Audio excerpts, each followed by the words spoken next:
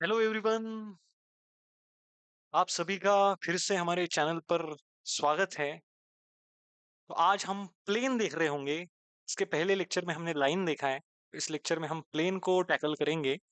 तो चलो स्टार्ट करते हैं, टाइम नहीं गवाते हैं। लेकिन स्टार्ट करने से पहले मैं आपको रिक्वेस्ट करता हूँ कि अगर आपने अभी तक हमारे चैनल को सब्सक्राइब नहीं किया है तो प्लीज सब्सक्राइब और चैनल कर सकते हो। Equation of a plane. पहली बात क्या है, इक्वेशन ऑफ अ प्लेन। तो प्लेन क्या होता है? प्लेन एक सरफेस होता है। उस सरफेस पे अगर आप कोई भी दो पॉइंट्स कंसीडर करते हो, उन दो पॉइंट्स को ज्वाइन करते हो, तो वो जो लाइन सेगमेंट आपको मिलेगा वो लाइन सेगमेंट एंटायरली उसके अंदर लाई कर रहा होगा और उस प्लेन पे लाई कर रहा होगा। ये डेफिनेशन है प्लेन की। क्या दिया है? A plane is a surface such that line joining any two points on it completely और entirely line lies on it. समझ में आ रहा है? ओके। तो ये प्लेन की डेफिनेशन है। थोड़ा सा फास्ट फास्ट में ट्राई करूंगा, है ना? तो plane can be determined by, मतलब प्लेन कैसे बन सकता है? प्लेन ऐसे ही नहीं बनता। प्लेन को बनने के लिए हमें दो इंटरसेक्टिंग लाइन से हम एक प्लेन बना सकते हैं। दो पैरेलल लाइंस होगी फिर भी एक प्लेन बन सकता है। A line and a point outside on each, मतलब अगर हमारे पास कोई लाइन है या उसके आउटसाइड कोई पॉइंट है तो उन दोनों की मदद से एक प्लेन डिटरमाइन हो सकता है। Fourth, three non collinear points. अगर हमारे पास तीन नॉन कोलिनियर पॉइंट्स है फिर भी हम एक प्लेन जनरेट कर सकते हैं। तो डेफिनेशन, अब यहाँ पे एक नॉर्मल की कंसेप्ट होती है, मैं आपको बताता हूँ। पहले तो ये चार कंडीशन बताता हूँ कि अगर आपके पास कोई प्लेन है, आपको पता होगा प्लेन ऐसा ही दिखता है। हमने सेवेंथ एट्थ स्टैंडर्ड से प्लेन देखा है ना? तो अगर हमारे पास कोई प्लेन है तो प्लेन कैसे बनता है? दो इंटरसेक्टिंग लाइन से हमारा प्लेन बनता है। ऐसे भी बन सकता है, या हमारा जो प्लेन है अगर दो लाइंस है तो दो लाइन से भी प्लेन बन सकता है। मान लो ये दो लाइंस है, लाइन को थोड़ा बड़ा दिखाना होगा। ये दो लाइंस भी है जो कि पैरेलल लाइंस है, मान लो। इन दो लाइंस के जरिए भी एक प्लेन बन सकता है। Always remember, two parallel lines are always coplanar. Two parallel lines are always coplanar.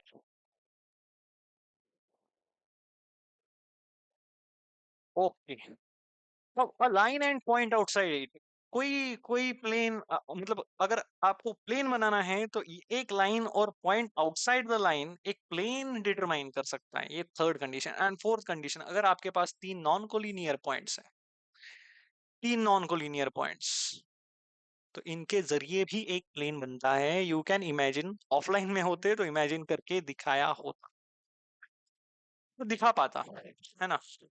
तो यहाँ पे डेफिनेशन देखो। Okay, a line perpendicular to plane is called as normal to the plane. देखो कंसेप्ट बताता हूँ मैं आपको, ज्यादा यहाँ पे थ्योरेटिकल नहीं आपको पढ़ना है, बिकॉज अगर थ्योरेटिकली पढ़ेंगे तो इस चैप्टर को पढ़ने में आपके 5 से 6 घंटे, मतलब एक एक चीज बहुत डिटेल में मतलब डेफिनेशन वाइज जाएंगे। तो यहाँ पे बहुत डिटेल में तो हम देख रहे हैं। तो मान लो कोई एक प्लेन है, तो प्लेन को जो लाइन परपेंडिकुलर रहती है उस लाइन को हम नॉर्मल कहते हैं। क्या कहते हैं? नॉर्मल कहते हैं। Any line which is perpendicular to plane is called as normal. तो लाइन के अलावा, मतलब लाइन के बजाय यहाँ पे एक वेक्टर भी हो सकता है, तो उस वेक्टर को भी हम क्या बोल सकते हैं? Normal to the plane. क्या बोल सकते हैं? उस प्लेन की नॉर्मल है वो, है ना? मतलब हम उसको नॉर्मल बोल सकते हैं।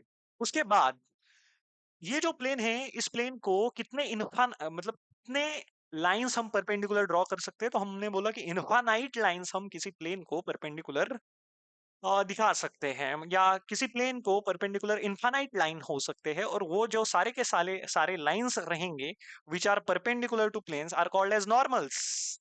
बट वो जो नॉर्मल रहते हैं, ऑल नॉर्मल्स इनफानाइट नॉर्मल हो सकते हैं। किसी प्लेन को कितने नॉर्मल हो सकते हैं? इनफानाइट नॉर्मल्स हो सकते हैं। और इनफानाइट जो नॉर्मल्स रहेंगे वो एक दूसरे को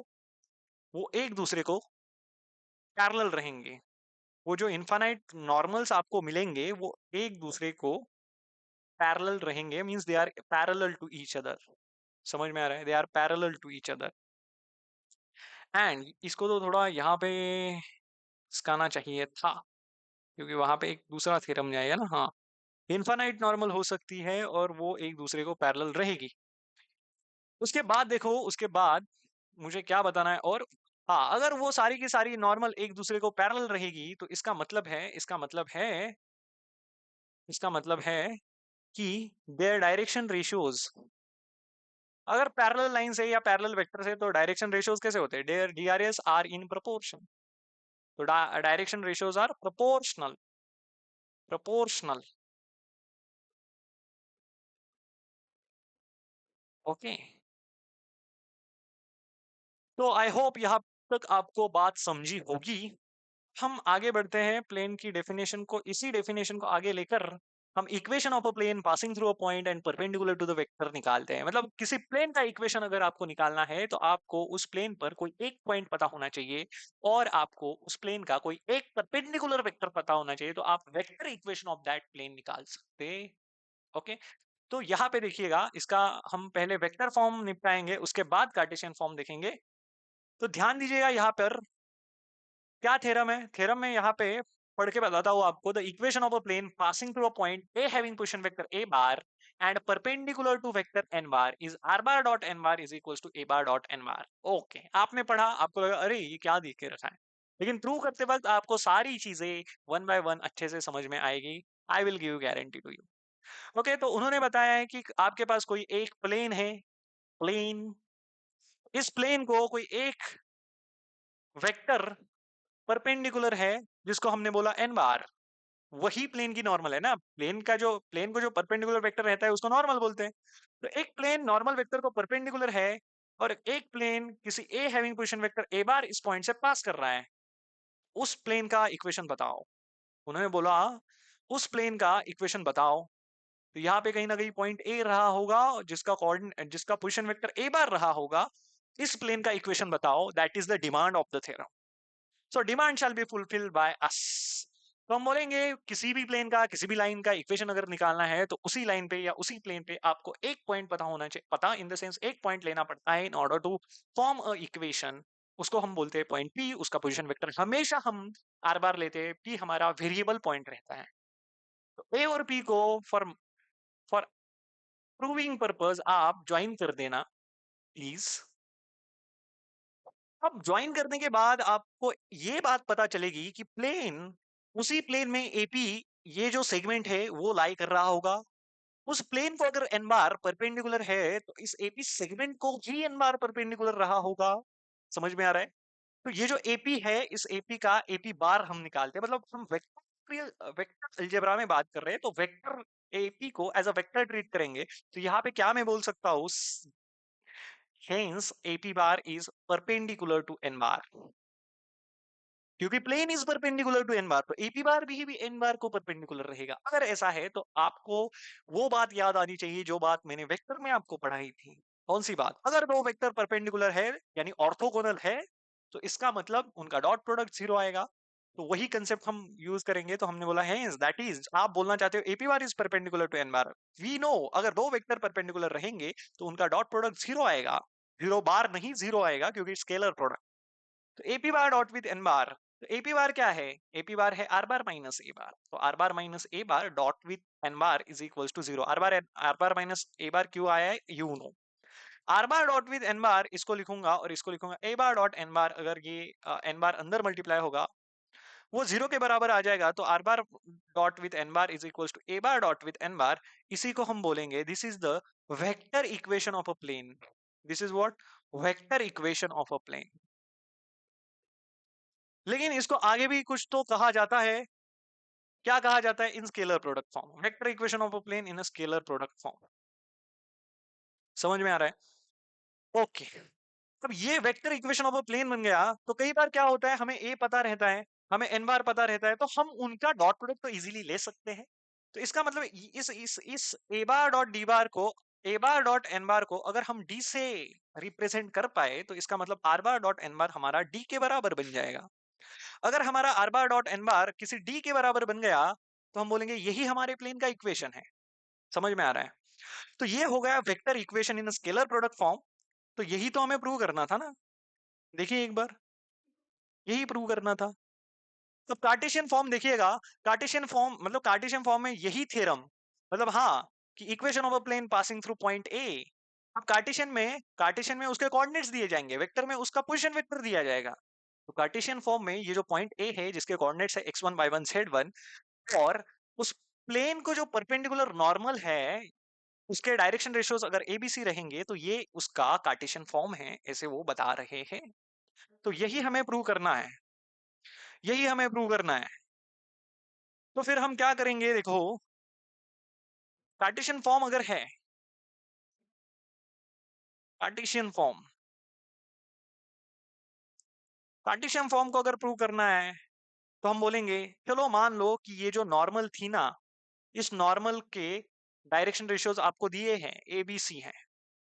ये जो प्लेन पास करता है जिस पॉइंट ए से, उस पॉइंट ए के कोऑर्डिनेट्स मान लेते हैं, मैंने यहाँ पे छोटा दिखाया है पॉइंट ओ के, पॉइंट ए। तो यहाँ पे मुझे क्या करना पड़ेगा, पॉइंट ए के कोऑर्डिनेट्स मैं यहाँ पे दिखाता हूँ। पॉइंट ए के कोऑर्डिनेट है x1 y1 एंड z। यहाँ पे मेरा पॉइंट ए है और यहाँ पे मेरा पॉइंट पी मुझे लेना पड़ेगा क्योंकि मुझे उस प्लेन का इक्वेशन। लेकिन यहाँ पे पी का पोजीशन वेक्टर आर बार नहीं लिखूंगा क्योंकि पोजीशन वेक्टर की बात ही नहीं चल रही है। हम कार्टेशियन ज्योमेट्री में अब एंटर कर चुके हैं, हमारा यूनिवर्स हमने बदला है। तो यहाँ पे पी के कोऑर्डिनेट्स आएंगे एक्स वाई जेड। अगर ए और पी को ज्वाइन किया जाए तो ये जो हमें मिलेगा, ये वेक्टर नहीं होगा, अब ये होगा आपका, आपकी लाइन सेगमेंट एपी। तो क्या आप सेगमेंट एपी के डीआरएस निकाल सकते हो? सेगमेंट एपी के डीआरएस आ जाएंगे x minus X one, Y minus Y one and Z minus Z one. कैसे आते हैं यू नो, लाइन अगर देखा है आपने तो। क्या आप, क्या आपको इस नॉर्मल के, ये जो परपेंडिकुलर है इस प्लेन को, वो जो नॉर्मल है, नॉर्मल के डीआरएस पता है? आप बोलोगे यस। नॉर्मल के डीआरएस क्या है, एबीसी। तो याद आनी चाहिए आपको एक बात, एक बात आपको याद आनी चाहिए। बात ऐसी है कि अगर आपके पास कोई दो लाइन है या कोई दो वेक्टर है, तो उनके डायरेक्शन रेशियोज का प्रोडक्ट करके सम करते हो तो वो जीरो कब आएगा, जब आपके लाइन और दो लाइंस या दो वेक्टर परपेंडिकुलर रहेंगे। तो हम बोलेंगे since, since segment AP is is perpendicular to normal. तो इसका मतलब, वेट फॉर 1 मिनट। क्या क्या क्या?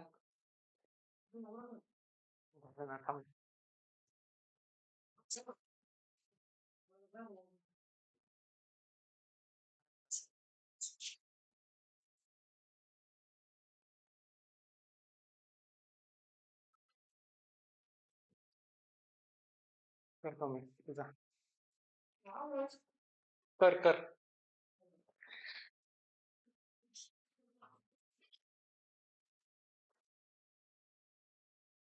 Wait for just 1 minute.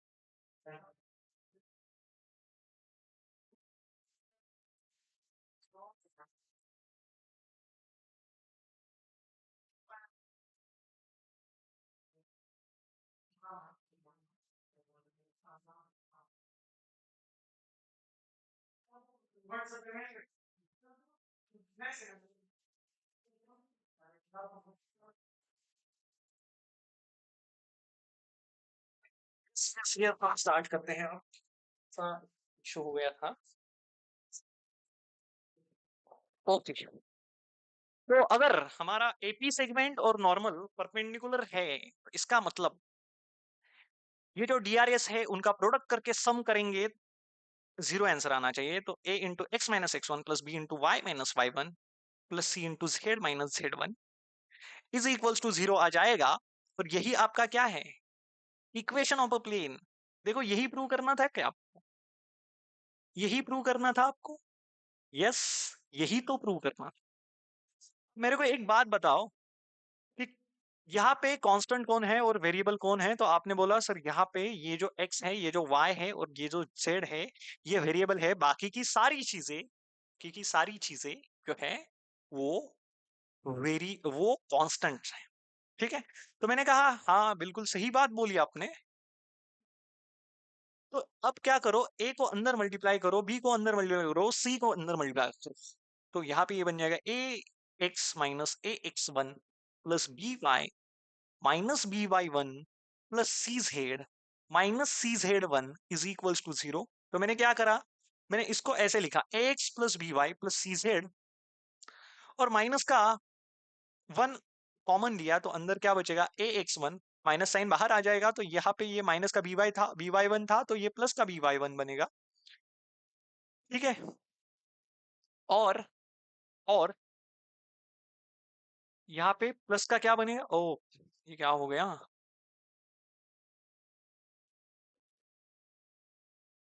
Plus का बी वाई वन बनेगा, और प्लस का बी वाई वन बनने के बाद ये यहाँ पे ये जो माइनस का सी जेड वन है इसको प्लस का सी जेड वन लिखा, और इसको मैंने जीरो के इक्वेट कर दिया, और ये जो माइनस की चीज है इसको प्लस का डी वन डाला तो ये बन गया, प्लस का डी डाला तो ये बन गया X plus B Y plus C Z plus D is equal to zero. This is called as general equation of a plane. Okay, this is the general equation in Cartesian form. General equation ऐसा दिखता है plane का। ठीक है, मतलब बात आपको समझ में आई है, बात आपको पकड़ में आई है। चलो अगला थ्योरम, क्योंकि वी कैन नॉट स्टॉप, हम रुक नहीं सकते, क्योंकि यहाँ पे हमें चीजें फास्ट फास्ट कवर करनी है और कंसेप्चुअली भी आपको बातें बतानी है। तो यहाँ पे है vector equation of a plane passing through a point and parallel to vector B bar and C bar. अरे अब हमारा जो प्लेन है वो दो वेक्टर को पैरेलल है, हमें नॉर्मल नहीं पता है, तो क्या करेंगे देखो।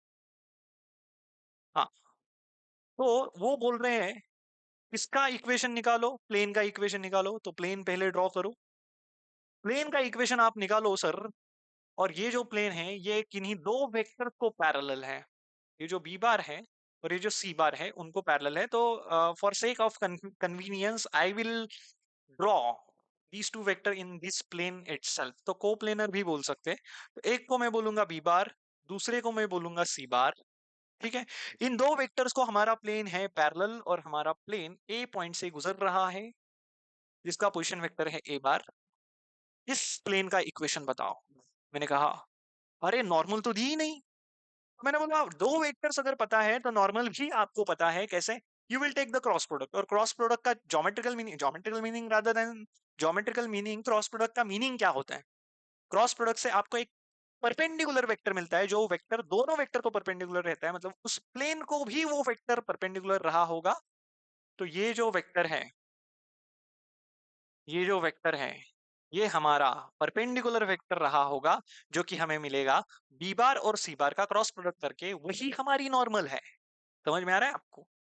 अब किसी भी प्लेन का अगर आपको इक्वेशन निकालना है, किसी भी प्लेन का अगर आपको इक्वेशन निकालना है, तो एक बात ध्यान रखो कि आपको कोई एक वेरिएबल पॉइंट लेना पड़ता है, जिसको आप P having position vector are बार से जानते हो। इन दोनों को मैंने फॉर प्रूविंग पर्पस कनेक्ट कर दिया। समझ में आ रहा है। तो अब क्या हो जाएगा देखो, अब मैं बोलूंगा अरे आपको तो अब दिखने लगा कि ये जो एपी बार है, ये जो वेक्टर है, ये परपेंडिकुलर है B bar cross C bar को। ज्यादा बताने की जरूरत नहीं, आपको दिख रहा है, सीधे सीधे आपको दिख रहा है कि ये एपी बार प्लेन में लाई कर रहा है, बी बार क्रॉस सी बार प्लेन को परपेंडिकुलर है, तो यानी एपी बार परपेंडिकुलर रहेगा B bar cross C bar को। तो अगर दो वेक्टर परपेंडिकुलर है तो उनका डॉट प्रोडक्ट सर जीरो रहता है, तो इसलिए मैंने बोला है AP bar dot with B bar cross C bar आ जाएगा जीरो। एपी बार क्या है सर, ये है A B R bar minus A bar, और ये है B bar cross C bar, that is equals to zero. अब इससे क्या बोल सकता हूं मैं, R bar dot with B bar cross C bar, R bar dot with B bar cross C bar is equals to, नहीं लिखता हूं, स्टेप बाय स्टेप लिखता हूं, minus A bar dot B bar cross C bar is equals to zero. तो ये बन जाएगा R bar dot B bar cross C bar is equals to A bar dot B bar cross C bar. बात अगर पकड़ में आई है तो आप अब एक बात बहुत ही अच्छे से जानते हो कि ये जो एपी बार आपको दिख रहा है, ये जो बी बार आपको दिख रहा है, और ये जो सी बार आपको दिख रहा है, ये सारे के सारे कोप्लेनर वेक्टर्स हैं, इजंट इट। कोप्लेनर वेक्टर्स है, क्योंकि कोप्लेनर वेक्टर का मीनिंग क्या रहता है, ऐसे वेक्टर्स की जो एक ही प्लेन में लाई कर रहे हैं, या तो पैरेलल प्लेन पे रहे, है ना, या तो पैरेलल प्लेन में लाई कर रहे हैं। तो यहाँ पे तो दिखने में ही हमें लग रहा है, दिखने में इन द सेंस थ्योरम में ही हमें दिया है कि बी बार और सी बार पैरेलल है, और एपी बार तो दूसरे प्लेन पर है। तो ये तीनों क्या बन गए, कोप्लेनर है, कोप्लेनर वेक्टर बन गए। अगर हमारे पास कोई तीन कोप्लेनर वेक्टर है तो one can be express as linear combination of other two that we know from the vector chapter. AP bar क्या बन जाएगा, scalar multiple of other two, और can be express as linear combination of other two. तो मैंने बोला AP bar is equal to lambda times B bar plus mu times C bar. समझ में आ रहा है? तो अगर ऐसा मैंने लिखा, आप बोलने लगे कि ये जो AP बार है सर, क्या हम इसको R बार माइनस A बार नहीं लिख सकते? मैंने बोला बिल्कुल सही। तो ये जो लैम्डा टाइम्स बी बार है plus mu times C bar है, इसको ऐसे ही लिखा और मैंने आर बार को एक साइड रखा और ए बार को इस साइड शिफ्ट किया, तो ये बन गया R bar is equals to A bar plus lambda times B bar plus mu times C bar. Sir ये जो बन गया ना, ये भी एक इक्वेशन है। किसका इक्वेशन है? ये भी इसी प्लेन का इक्वेशन है। लेकिन लेकिन सर ये तो हमारा नॉन पैरामेट्रिक इक्वेशन है, क्योंकि इसमें तो लैम्डा वगैरह कुछ दिख नहीं रहा है। तो ये जो इक्वेशन आपको मिला, इसको बोलते हैं पैरामेट्रिक फॉर्म। क्या बोलते हैं? Parametric form. किसका? of a vector equation of a plane passing through a point and parallel to two vectors b bar and c bar। इन दो वेक्टर्स को हमारा प्लेन पैरेलल रहा होगा। समझ में आ रहा है? अगर इतनी बात अच्छे से चमकी है, देखो यही तो वो बता रहे हैं, R bar is a vector equation of a plane in parametric. Okay, यहाँ पे देखने की जरूरत नहीं, ये तो बस मेरे लिए ये लाया है कि मैं प्रॉपर डायरेक्शन से जा पाऊं, है ना? मतलब इसके बाद ये थ्योरम है, बाकी की चीजें तो हम ऑन द स्पॉट डिराइव कर सकते हैं।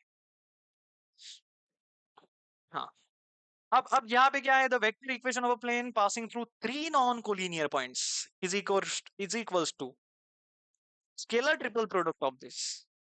सर ये क्या करे, थ्योरम पढ़े नहीं? टेक अ प्लेन, तीन नॉन कोलिनियर पॉइंट है, A bar B bar and C bar. हाँ, A having position vector A bar, B having position vector B bar and C having position vector C bar. तो देखिएगा, यहाँ पे हम उन तीन वेक्टर्स को ड्रॉ करने जा रहे हैं।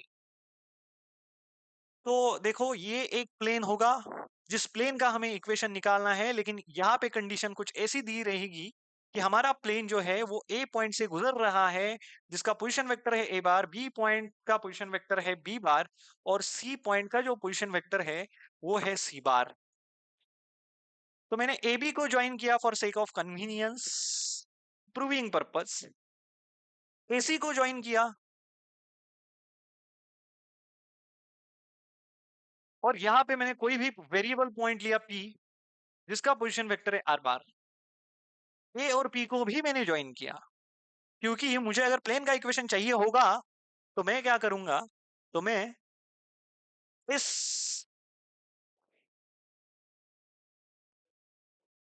तो मैं क्या करूंगा, मैं इस P having position vector are बार को कंसिडर कर रहा हूं।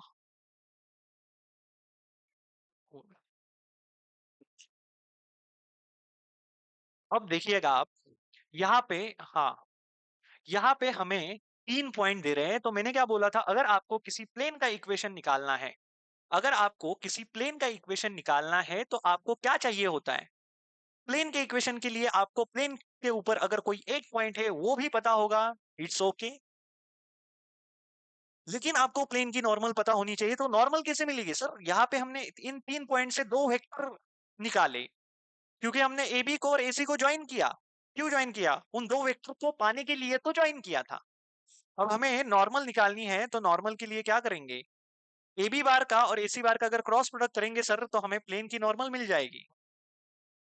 इस नॉर्मल को मैंने कहा, सर हमें नॉर्मल अगर मिल जाती है तो बहुत ही अच्छी बात है, प्लेन का इक्वेशन तो हम इजीली लिख सकते हैं। तो नॉर्मल को मैंने कहा, normal is A B bar cross with A C bar. देखो क्रॉस प्रोडक्ट लो, राइट हैंड थंब रूल से क्या बन जाएगा, ऊपर आ जाएगा हमारा वेक्टर। समझ में आ रहा है? तो ध्यान से देखिएगा इस बात को, ध्यान से देखिएगा इस बात को। तो थोड़ा सा एडजस्ट होने दो। क्या ध्यान से देखिएगा कि ये जो A B bar cross with A C bar है, ये हमारी नॉर्मल बन गई।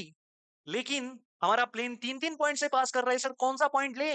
ये हमारा कोइनिशियल पॉइंट है इन दो वेक्टर्स का, ए बी बार का और ए सी बार का। ए पॉइंट को कंसीडर करके अगर इस प्लेन का इक्वेशन निकाला जाए, सो इट इज बेटर।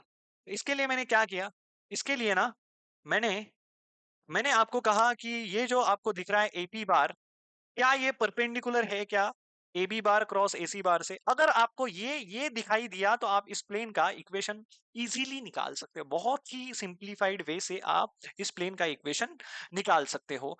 तो आप ही मुझे बताओ कि अगर ये दो वेक्टर परपेंडिकुलर है तो आप ही बोलोगे कि ये जो डॉट प्रोडक्ट है उनका वो तो जीरो आना चाहिए सर। मैंने बोला बिल्कुल सही, तो ये आना चाहिए जीरो। तो आपको पता है कि अगर मैं ऐसा ही लिखूं A bar dot with B bar cross C bar, तो सर इसको तो हम स्केलर ट्रिपल प्रोडक्ट बोलते थे, जिसको हम box product of A bar B bar C bar भी बोलते थे। यस, तो यही तो हमें निकालना है, यही तो हमें प्रूव करना है। तो मैंने बोला कि अरे ये तो हमारा बॉक्स प्रोडक्ट बन गया, किसका? एपी बार का, ए बी बार का और ए सी बार का। मैंने बोला बिल्कुल सही। या इसको सर हम ऐसे नहीं लिख सकते क्या, ए पी बार को आर बार माइनस ए बार? क्या हम ऐसे नहीं लिख सकते क्या, ए बी बार को B bar minus A bar cross with C bar minus A bar, A C bar को C bar minus A bar, और इसको जीरो? तो मैंने बोला हाँ यही तो हमें प्रूव करना था, है ना। नीचे जाकर मैंने बॉक्स प्रोडक्ट में चीजें रख दी by property of the scalar triple product. पर अब मैं इस एपी बार को लिखूंगा आर बार माइनस कि मेरे को ये थोड़ा सा ठीक करने दो। हाँ, इस एपी बार को मैं लिखूंगा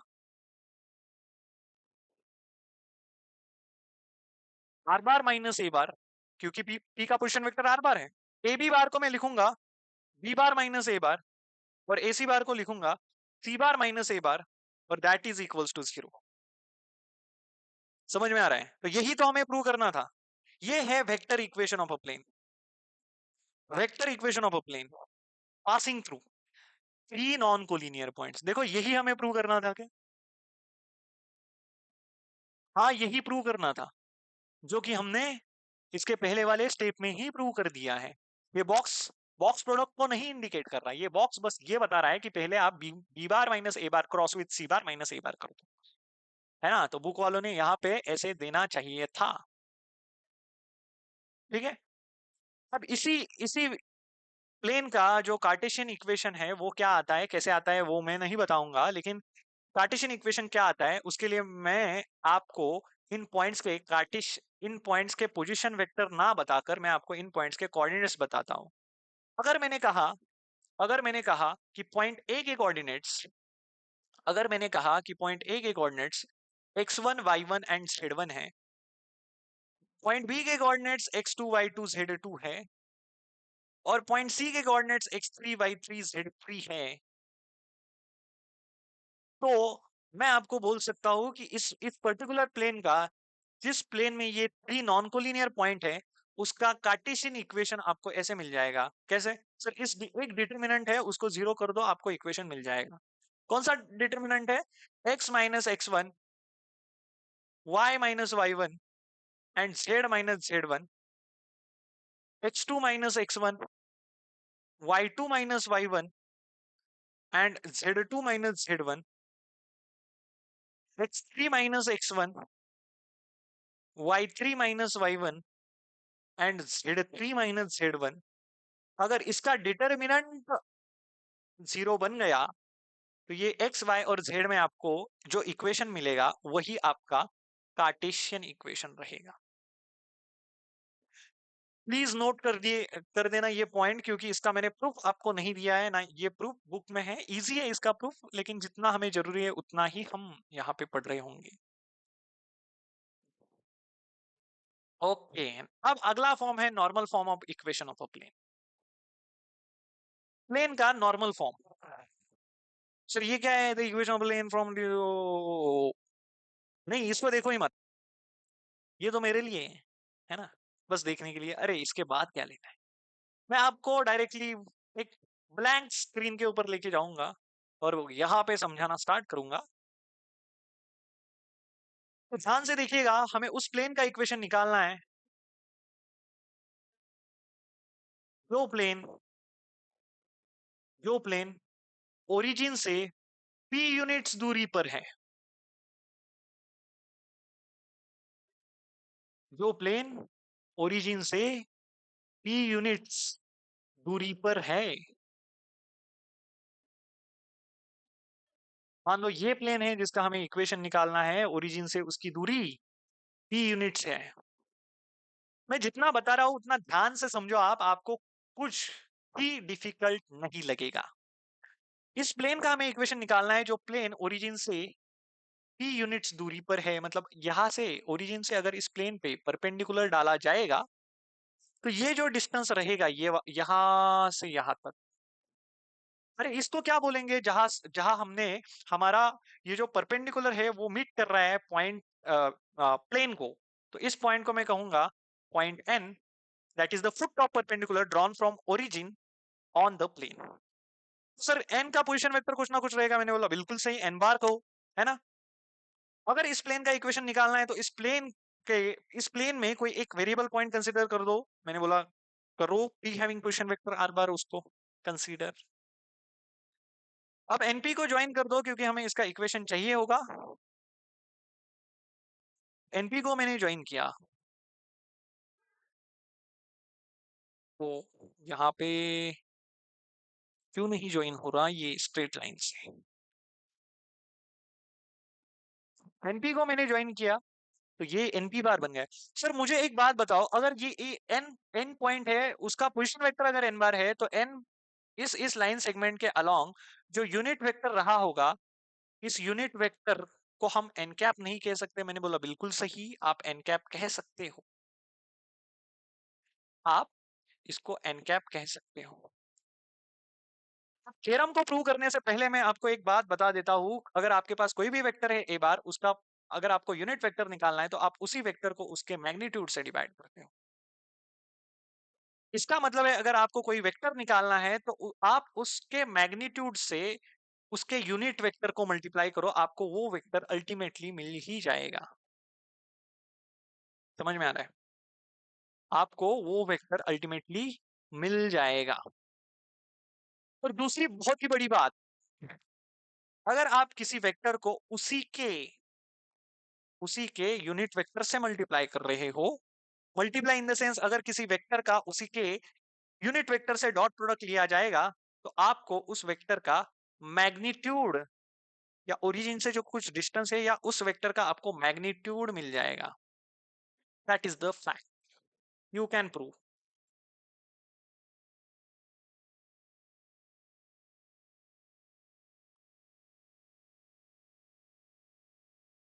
ओके, ये दोनों चीजें अगर आपको समझी है तो मेरे को ध्यान से देखो और बताओ कि यहाँ पे आपको सिनेरियो कैसा दिख रहा है। मैं बोलूंगा ये जो आपको आपकी एन कैप है, क्योंकि नॉर्मल फॉर्म है, कौन सा फॉर्म है, नॉर्मल फॉर्म है, तो हमें नॉर्मल जो कंसीडर करनी है वो नॉर्मल हमारी रहेगी N cap. N cap is the normal, N cap क्या है आपकी, नॉर्मल है, वो प्लेन को परपेंडिकुलर रहेगी, इजंट इट। अरे अगर ये एन बार प्लेन को परपेंडिकुलर है तो उसका इतना सा टुकड़ा भी प्लेन को परपेंडिकुलर रहा होगा। समझ में आ रहा है आपको। तो अब देखिएगा,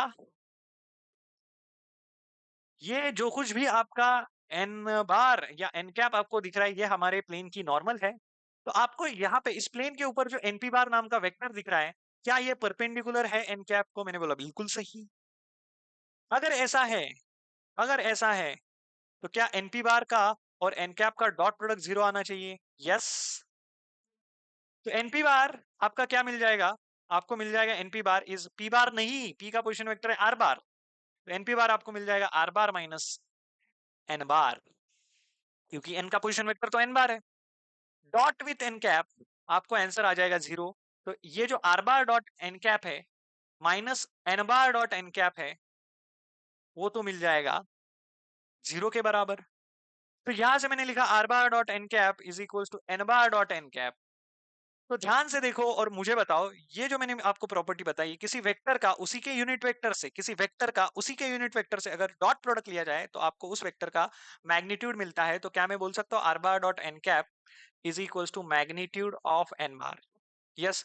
लेकिन मैग्नीट्यूड ऑफ एन बार का मीनिंग क्या रहता है, उस वेक्टर का या उस पर्टिकुलर वेक्टर का जो ये है डिस्टेंस ओरिजिन से, या आप बोल सकते हो उस पॉइंट का ओरिजिन से जो कुछ भी डिस्टेंस है, या उस वेक्टर की लेंथ, यानी आपका मैग्नीट्यूड। तो यहाँ पे तो उन्होंने बताया कि उस वेक्टर की जो लेंथ है वो है p, मतलब p ही आपका मैग्नीट्यूड ऑफ एन बार है। तो क्या आप इस मैग्नीट्यूड ऑफ एन बार को पी से रिप्लेस कर सकते हो? मैंने बोला बिल्कुल सही। तो ये आ जाएगा R bar dot N cap is equals to P. समझ में आ रहा है आपको? तो ये है आपका नॉर्मल फॉर्म।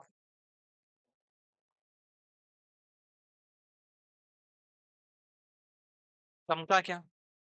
यस। अगर मैं कल जाके बोलूं यहां यहां तक हमारा ये प्रूफ खत्म हो गया है, देखो यही प्रूव करना था, R bar dot N cap is equals to P. अब यहाँ आपका ये प्रूफ खत्म हो गया, लेकिन आपको बहुत ही इंपॉर्टेंट बात एक याद रखनी है। देखिए,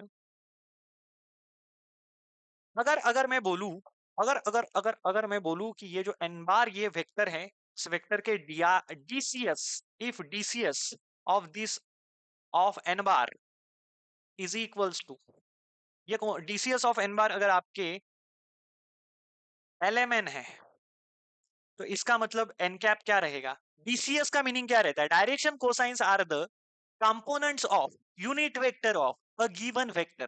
तो इसका मतलब एन कैप का जो यूनिट वेक्टर रहेगा, एन बार का जो यूनिट वेक्टर रहेगा वो एन कैप रहेगा, तो उसके कंपोनेंट्स है एल एम एन। मतलब एन कैप आपका एल आई कैप प्लस एम जे कैप प्लस एन के कैप के बराबर रहा होगा। समझ में आ रहा है आपको? अगर वो इसके बराबर रहा होगा, तो मुझे एक बात बताओ, क्या आपका N bar magnitude of N bar into N cap के बराबर है? तो आप बोलोगे बिल्कुल सही। अगर मुझे एन बार पूरा वेक्टर चाहिए, ये पूरा वेक्टर चाहिए एन बार, तो मुझे उसके यूनिट वेक्टर से उसके मैग्नीट्यूड से मल्टीप्लाई करना पड़ेगा, उसके यूनिट वेक्टर को उसके मैग्नीट्यूड से मल्टीप्लाई करना पड़ेगा। तो यहाँ पे बन जाएगा पी, और ये है एन कैप। क्यों? क्योंकि आपका मैग्नीट्यूड ऑफ एन बार ही पी है। तो अगर मैं इसको एल आई कैप प्लस एम जे कैप प्लस एन के कैप लिखूं, तो कोई दिक्कत वाली बात यहाँ पे नहीं है, क्योंकि एन कैप को हमने यहाँ पे डिक्लेयर कर दिया। तो ये बन जाएगा पी एल आई कैप प्लस पी एम जे कैप प्लस पी एन के कैप। ये आपका एन बार बन गया। एन बार अगर ये बन गया, तो मैं आपको एक और सवाल पूछूंगा कि आपका एन बार क्या है? तो आप बोलेंगे सर, एन बार पॉइंट एन का पोजीशन वेक्टर है।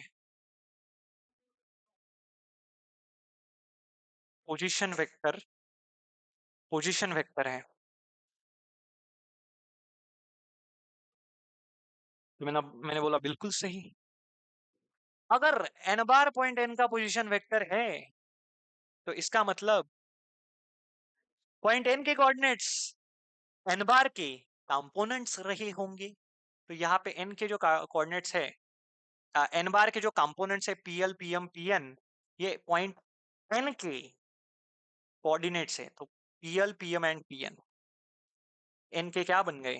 कोऑर्डिनेट्स बन गए। तो एन को हम बोलते हैं, एन को हम बोलते हैं फुट टॉप परपेंडिकुलर। क्या बोलते हैं? Foot of perpendicular. तो फुट टॉप परपेंडिकुलर के कोऑर्डिनेट्स क्या बन गए? P l p m p n. उसमें पी क्या है? उस प्लेन का ओरिजिन से डिस्टेंस। एलिमेंट क्या है? उस नॉर्मल के डीसीएस, या उस नॉर्मल का जो यूनिट वेक्टर है उसके कंपोनेंट्स। समझ में आ गया? तो अब मैं आपको एक चीज पूछता हूं कि क्या सर, अब आप इस प्लेन का कार्टेशियन इक्वेशन हमें बता सकते हो? मैंने बोला बिल्कुल सही, बता सकते हो, बता सकते हैं, उसमें कोई दिक्कत वाली बात ही नहीं है। बुक वाले ने प्रूफ नहीं दिया है सर, मैं दूंगा। यहाँ पे आपका पॉइंट एन रहा होगा।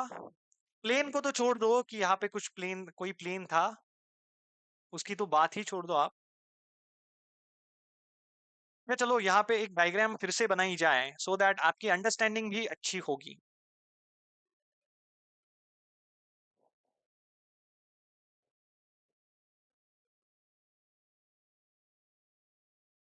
ये हमारा जेड एक्सिस, ये हमारा वाई एक्सिस, और ये हमारा एक्स एक्सिस। ये एक्स, ये वाई, ये जेड एक्सिस हमने यहाँ पे ड्रॉ कर दी। यहाँ पे हमारा प्लेन है, यहाँ पे हमारा प्लेन है सर जी। ऐसा कैसे प्लेन ड्रॉ किए हैं? ओके, यहाँ पे हमारा प्लेन है। इस प्लेन को जो परपेंडिकुलर डाला है ओरिजिन से, वो है ये ओ एन, ये है ओ एन। थोड़ा सा गलत डाला क्योंकि यहाँ पे जगह कम है, तो ऐसे परपेंडिकुलर डालना चाहिए। मान लो ये परपेंडिकुलर है, ये परपेंडिकुलर है, ये पॉइंट एन है जिसके कोऑर्डिनेट हमने अभी अभी निकाले, p l p m and p n, foot of perpendicular के कोऑर्डिनेट्स। यहाँ पे कोई तो पॉइंट पी है जिसके कोऑर्डिनेट्स हमने एक्स वाई जेड बोले हैं in order to find the Cartesian equation. इन दोनों को ज्वाइन करो और मुझे सेग एनपी के, सेगमेंट एनपी के डीआरएस आप बताओ। तो आपने बोला सर ये तो बन जाएंगे x minus P l comma y minus P m comma z minus P n. मैंने बोला बिल्कुल सही है ना।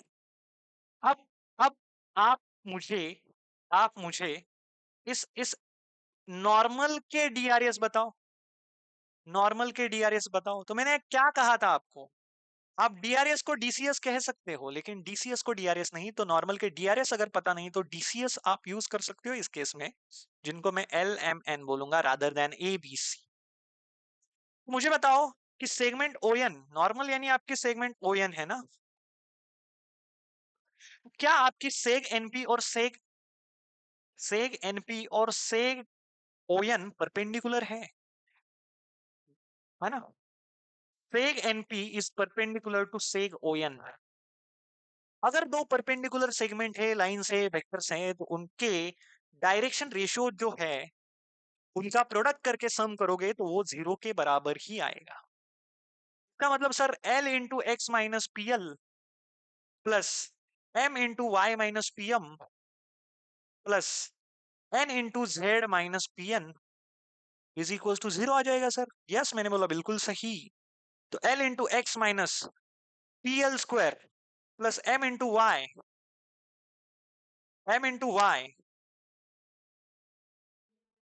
Minus P M square plus N into Z minus P N square is equal to zero बन गया सर। मैंने बोला you are on the right track. अब आपको क्या करना है पता है, आपको एल एक्स एम वाई और एन जेड को कॉमन लेना है। कॉमन लेना है इन द सेंस उनको पहले लिखना है। तो आपने लिखा l x plus m y plus n z. और ये जो आपको दिख रहे हैं p minus p minus p minus p, उसमें से मैंने माइनस पी को कॉमन लिया और अंदर क्या आ जाएगा, L square plus M square plus N square आ जाएगा, that is equals to zero. तो मुझे बताओ ये L square plus M square plus N square किसके बराबर है। आप बोलोगे सर ये तो वन के बराबर होता है, हमने देखा है वेक्टर चैप्टर में। बिल्कुल सही। तो ये बन जाएगा l x plus m y plus n z minus p is equal to zero. तो यही आपके प्लेन का कार्टेशियन इक्वेशन है। इसको मैं ऐसे भी लिख सकता हूँ, l x plus m y plus n z is equals to p. This is the Cartesian normal form of Cartesian equation of a plane. Okay, ये नॉर्मल फॉर्म है किसका, Cartesian equation of a plane.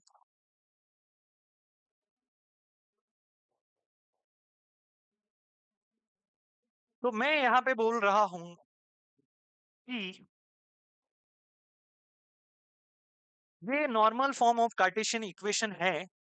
तो इसका मतलब क्या है sir, x का component, sorry x का जो कोएफिशिएंट है, वाई का कोएफिशिएंट और जेड का कोएफिशिएंट है, वो नॉर्मल के डायरेक्शन कोसाइंस है।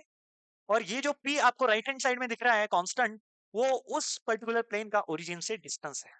तो तभी मैं इसको नॉर्मल फॉर्म बोल सकता हूँ। समझ में आ रहा है आपको? अगर बातें पकड़ में आ रही है तो बहुत ही अच्छी बात है, ये नॉर्मल फॉर्म है। और एक बहुत ही इंपॉर्टेंट बात कि सर एन कैप को, देखो बहुत इंपॉर्टेंट बात, बहुत इंपॉर्टेंट बात, बहुत इंपॉर्टेंट। कौन सी बात बहुत इंपॉर्टेंट है सर, यहाँ पे बुक वाले हमें चकमा दे रहे हैं। क्या चकमा दे रहे हैं सर, ऐसे मतलब ऐसे कितने प्लेन होंगे जो हमारे ओरिजिन से पी डिस्टेंस तक, मतलब ओरिजिन से पी डिस्टेंस पे होंगे। मैं बोलूंगा sir infinite, infinite planes are there कि जो ओरिजिन से पी डिस्टेंस पर होंगे, तो उनके इनफानाइट इक्वेशन भी आनी चाहिए। तो मैंने बोला नहीं, मैंने उस नॉर्मल को n बार कह के रखा है ना, तो उस नॉर्मल को परपेंडिकुलर और ओरिजिन से p यूनिट दूरी पर, ऐसे दो प्लेन हो सकते हैं, लेकिन यहाँ पे उन्होंने तो एक ही दिया है, ऐसे दो हो सकते हैं। पहला प्लेन यहाँ पे लाई कर रहा होगा,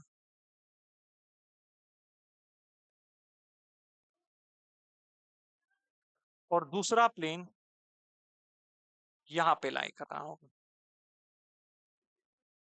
जो कि ओरिजिन से p यूनिट्स दूरी पर रहेगा, जो कि ओरिजिन से p यूनिट्स दूरी पर रहेगा, दोनों साइड से। यहां से भी p, वैसे तो वो स्ट्रेट लाइन आनी चाहिए थी, लेकिन आप थोड़ा समझ लेना, ये स्ट्रेट लाइन होगी, वैसे ऐसे ड्रॉ करना चाहिए, so that it will be straight line.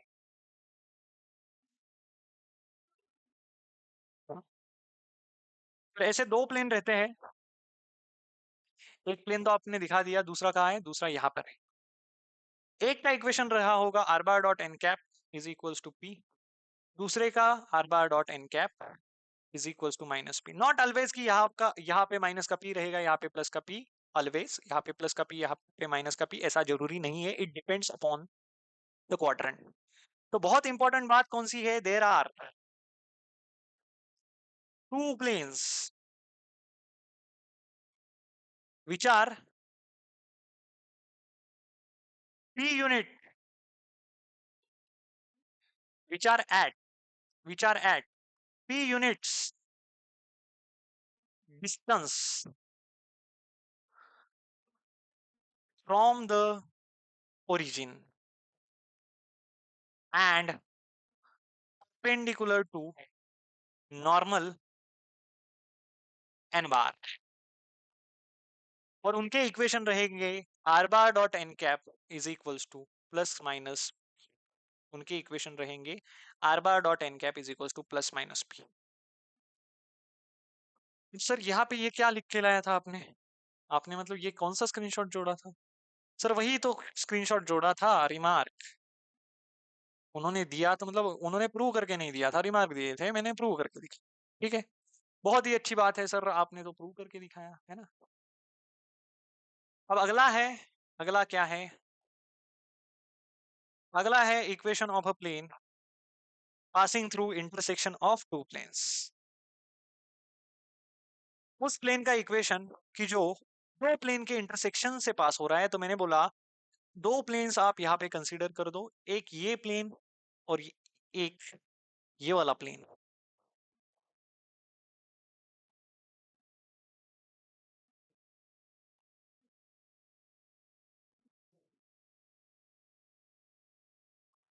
ये दो प्लेन सर हमने कंसीडर कर दिए,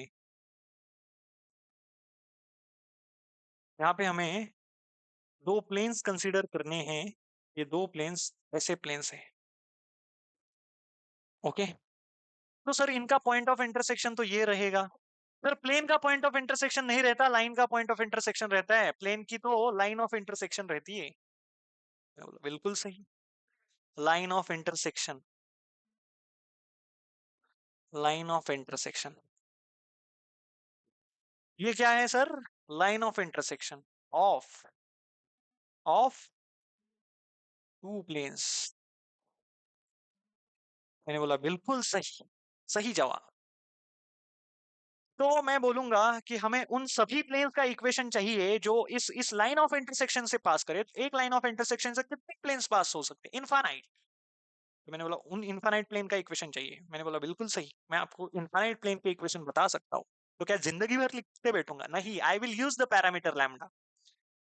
सो यहाँ पे अगर मैं बोलता हूँ कि इस प्लेन का इक्वेशन है are bar dot N one bar, क्योंकि उसकी इसकी नॉर्मल अलग रहेगी, is equals to D one, और अगर इस प्लेन का इक्वेशन है are bar dot N two bar is equals to D to.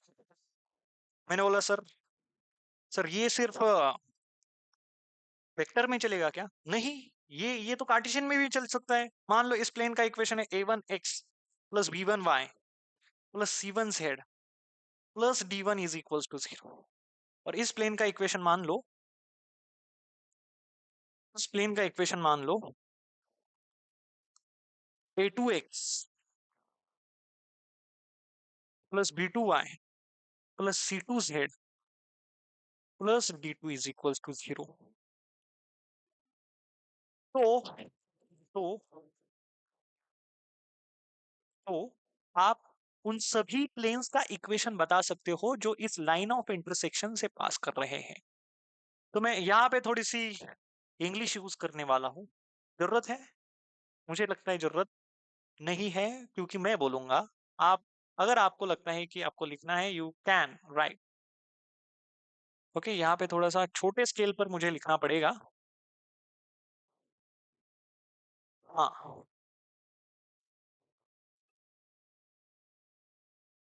Equation. ओ, ये बहुत ही छोटा हो गया। इक्वेशन ऑफ ऑल प्लेन्स, उन सभी ऑल सच प्लेन्स बोलना चाहिए। Equation of all such planes passing through, passing through line of intersection, LOI लिखा मैंने, line of intersection of the given two planes